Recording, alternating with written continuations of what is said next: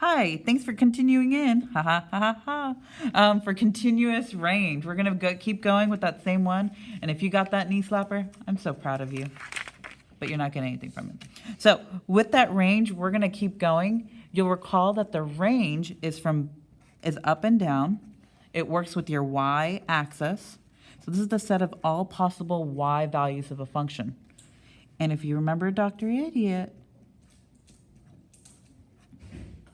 your y values represent the range. It's also your dependent variable, and you'll notice I'm abbreviating, but it's also your output. These are all different ways of saying the same exact thing. Just be familiar with them. You'll see it written all of the ways. We are going to go ahead and go in onto number 1. This is the same graph that we were working with when we just did domain. And if you didn't, go back and do it now. So for domain, we were using less than x less than. But the only difference between domain and range is your variable that you're working with, the axis. So it's going to be set up similarly with less thans, but you're going to put a y in the middle. And this one, we're going to channel our inner Drakes because our smallest numbers are at the bottom. So we're going to start from the bottom. You started from the bottom. And hold on, you're not there yet, so don't say you here. So you started from the bottom, and you go from the closest to the bottom. Even if there is a point there, it doesn't matter. We're only at the bottom. And because we're working out our y values, we're going to count down 1, 2, 3, 4, and this is -5. So we're going to write -5 at our bottom number right here. This point right here is on the line. You'll recall from domain, if it's on the line, you're going to draw a line. Remember, on the line, draw a line. So let's draw that line. Remember, we started from the bottom. Now we're here. And this number right here, we go 1, 2, 3, 4. And that's a 4 right there. This is a closed circle that is still on the line, so we're going to draw a line. It's not always the case that you're going to have them both be the same, but you can, and it's okay to look at it. So when you have two n values, you're going to go from your bottom less than y less than to the top. Just like we wrote in domain, either this one or both can be closed. That means they can be less than or equal to. Oop.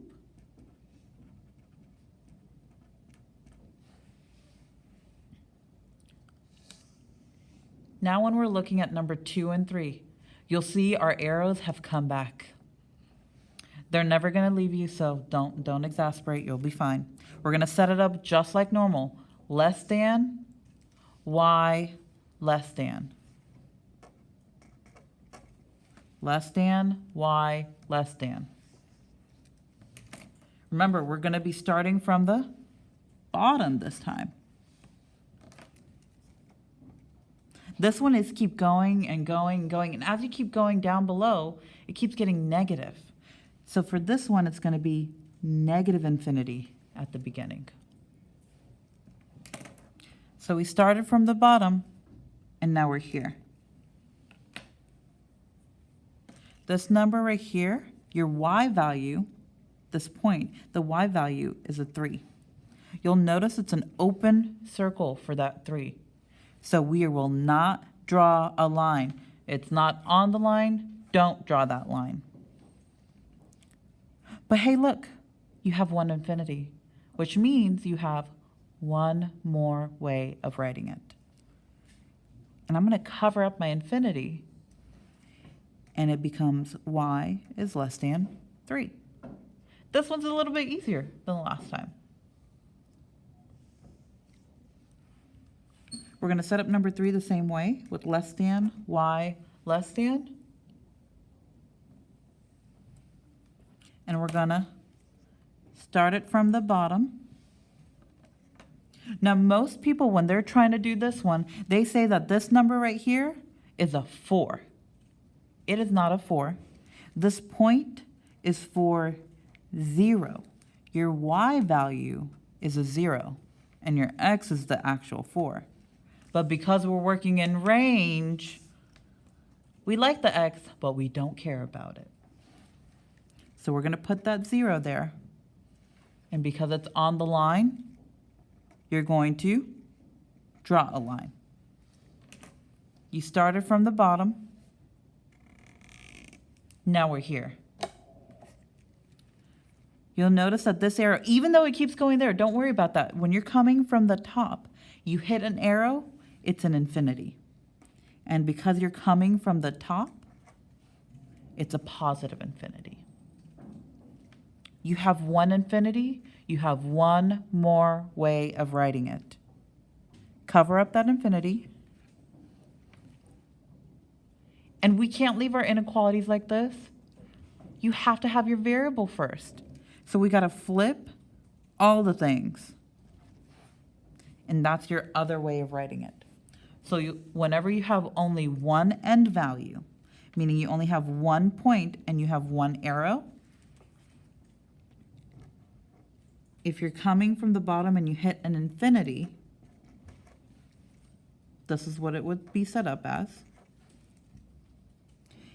Or if you hit a point from the bottom, you have your bottom point first and goes to positive infinity. And flip inequality.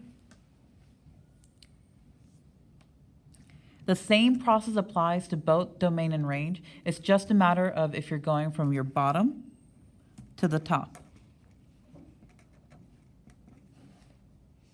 Or if you're working left to right, or if you're working with x, or if you're working with your y. In fact, this one, when we have two arrows, it's the same concept. You set it up with your less than, y, less than. You start from the bottom, which gets you a negative infinity. Now we're here. You get an arrow again, so you're going to have positive infinity. You'll remember when we had this, we have two infinities. We have two more ways of writing it. And these are going to be the exact same.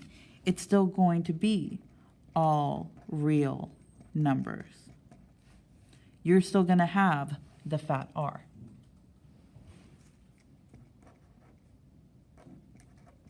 Make sure your notes look like mine and hopefully with better infinity symbols.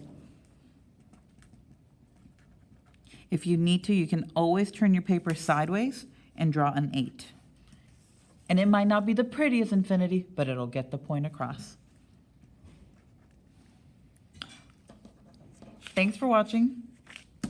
Don't forget at the front, with range, just like we did with domain, we're going to set it up as less than, y, less than. Make sure you put this into your notebook where it belongs. If you don't remember, maybe you could check your table of contents in Google Classroom. Good luck.